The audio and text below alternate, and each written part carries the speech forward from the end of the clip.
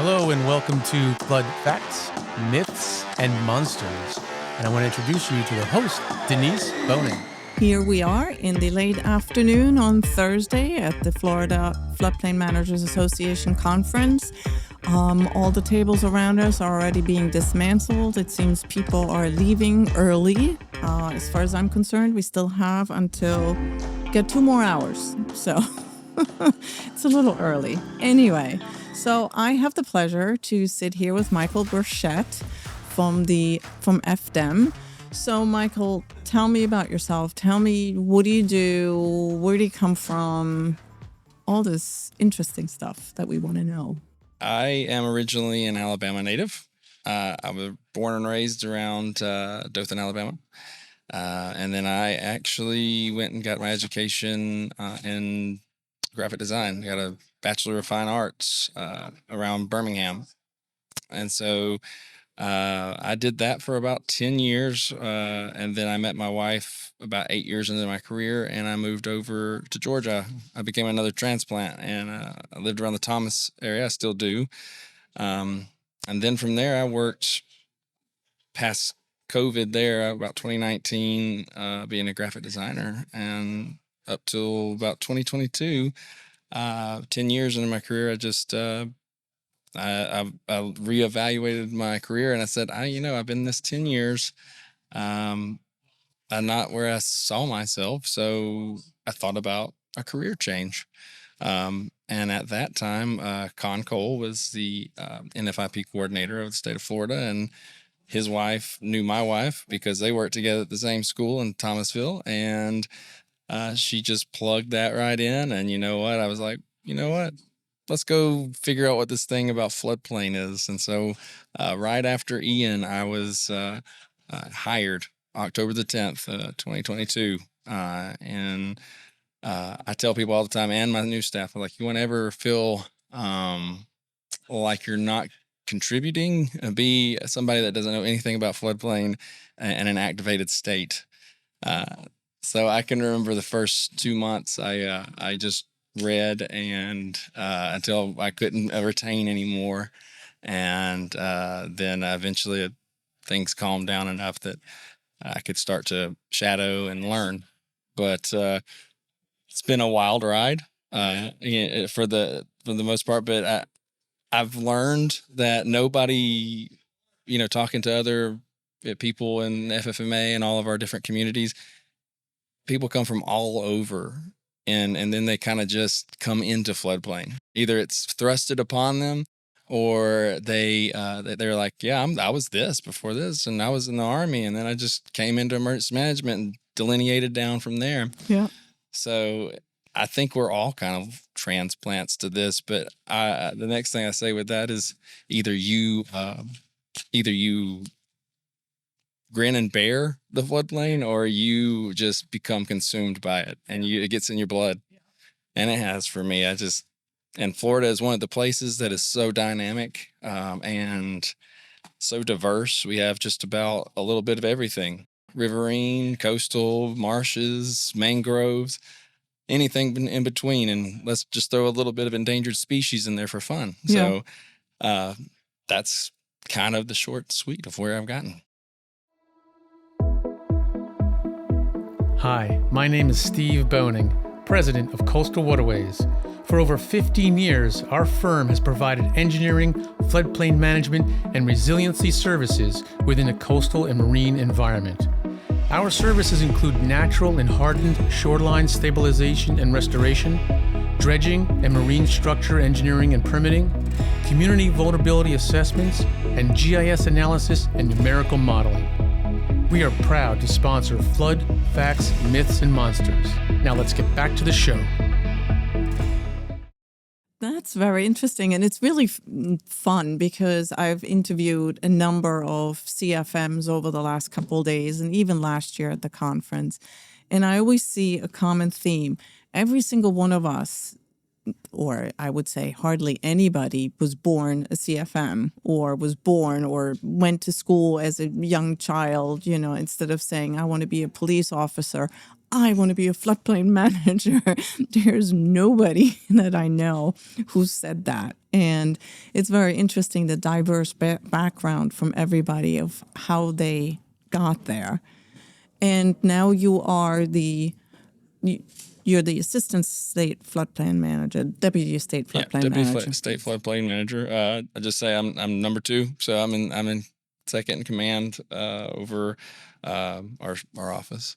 And you will get a lot of phone calls, and you are very busy with answering questions. And I'm sure this week alone, you probably had a lot of people ask you, what about FEMA? What about CRS? What about ISO? What about this? So I'm sure it must have been quite overwhelming for you as well.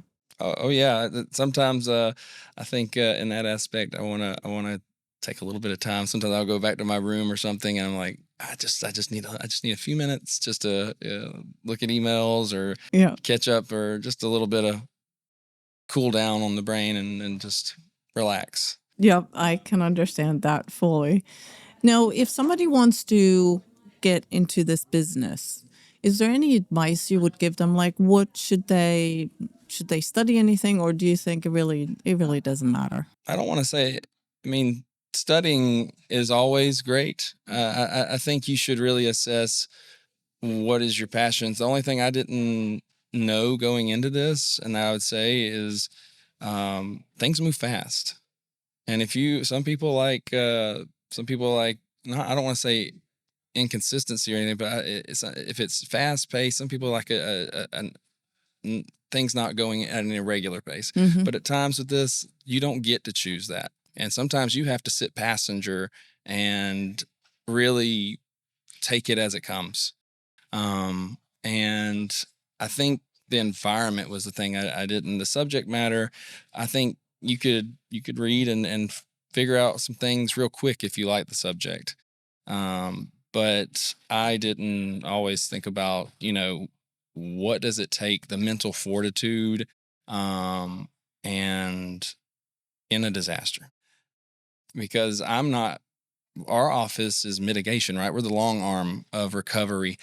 But at the same time, we take a whole lot of hits, calls, and I don't know what's going to happen the next day in a disaster. So the best thing I can say is think about where you're going, how it's housed too, because we're in emergency management, and that's kind of not consistent with every other state as well. So there are a lot of times in Department of Natural Resources and things like that. So that is a little bit different to Florida. But I'd say, especially with Florida, if you're looking at that, think about it.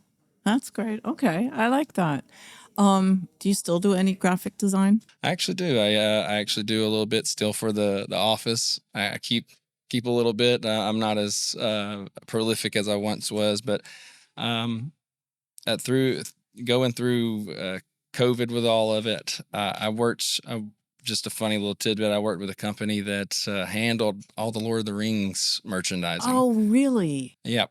And I that was so cool. It had like knives and replicas, and I got to go outside and like do action shots and cut watermelons. It was really cool. But great. I did that for 3 years, and I said, there's only so many graphics of Frodo and all of them that I can do, and so I hung that one up. But people ask me all the time, like, if I say that, they're like, that must have been awesome. I was like, it was for a time. Yeah, it was. I bet I would have loved that too. That's really cool. One of my favorite movies. But so how many conferences have you gone through? Let's see. Which one was your first one? Which one was my first one? I can remember is actually, it was FFMA. It was the Miami-Dade. Okay, the way we had all the rainstorms. Yes, where we were pretty much inside the whole time. Yep. Thankfully, that was a very big, hotel that you didn't feel like you were so squished together into that one. But yeah, that was my, and it flooded with FFMA. So I learned that you get too many floodplain administrators together, and I guess it calls down the rain. Yeah. Yeah, that was definitely quite apropos at that time. That was crazy. I think it was Key Biscayne. Yeah. Key Biscayne. Yeah. Yeah. I remember arriving and barely making it through the hotel because the floods, the roads were all totally flooded. So it was just insanity. My goodness. So, what is your biggest takeaway from these conferences? What do you think? What do you like the best? I just love the conversations.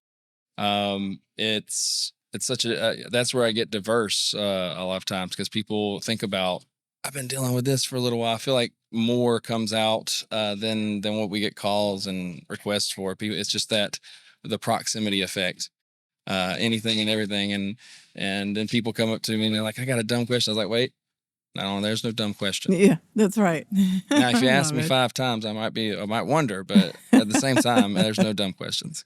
I love it. That's excellent.